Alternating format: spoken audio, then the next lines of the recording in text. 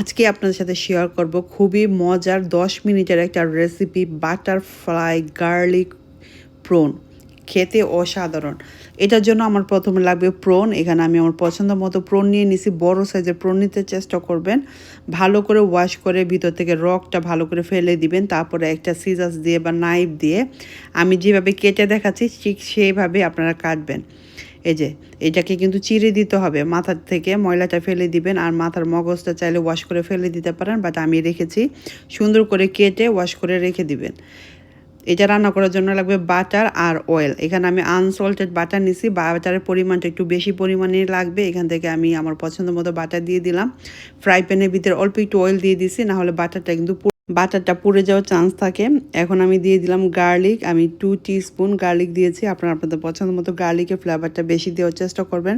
আর লাগবে পাসলি এখানে আমি ভালো করে ক্রাশ করে নিছি, একদম চিকন মিহি করে ক্রাশ করে নেবেন।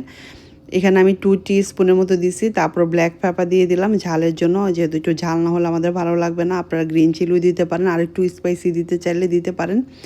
তারপর এখানে আমি দিয়ে দিছি চিংড়ি মাছগুলো। সল্ট দিতে আমি ভুলে গেছি, সল্টটা আমি পরে দিব। তো আপনারা আগেই সল্টটা দিয়ে দিবেন, আমার মতো ভুল করবেন না। তারপরে এখন যে চিংড়ি মাছগুলো কেটে রেখেছি এভাবে করে বাটারফ্লাই নিচের সাইডটা দিয়ে দিব, যাতে আর রান্নাটা মাত্র 4 to 5 মিনিটের ভিতরে কমপ্লিট করতে চেষ্টা করবেন। হ্যাঁ, মিডিয়াম হিটে রান্না করবেন যাতে আবার পুড়ে না যায়। গার্লিকটা যেহেতু একদম মিহি করে কাটা, এখন আমি সল্ট দিয়ে দিতেছি টেস্ট অনুযায়ী। সল্টটা দিয়ে আমি একটু মিক্স করে দিব। আর আমি মিডিয়াম হিটে এটা রান্না করতেছি। দেখতেই পারতেছেন কালারটা কত সুন্দর হয়েছে। প্রন কিন্তু রান্না করা খুব তাড়াতাড়ি হয়ে যায়। এখন আমি যেই সাইডটাতে স্কিন আছে সেই সাইডটা মুভ করে দিলাম। এই তো একটু লেবু দিয়ে দিলাম, এটা টেস্টের জন্য। আপনারা অবশ্যই একটু লেবু দেবেন, এতে করে ফ্লেভারটা খুব বেশি ভালো আসে।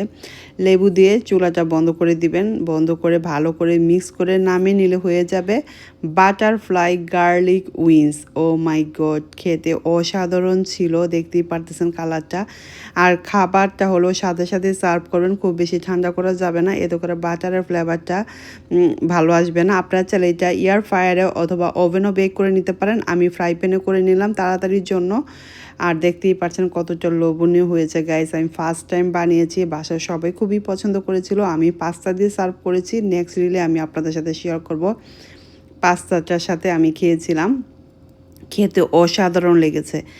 আর এটা যদি একটা ডিনারে থাকে আর কোনো কিছুই লাগবে না। তো thank you for watching everybody. Next কোনো রিলে আবারও আপনাদের সাথে কথা হবে, দেখা হবে।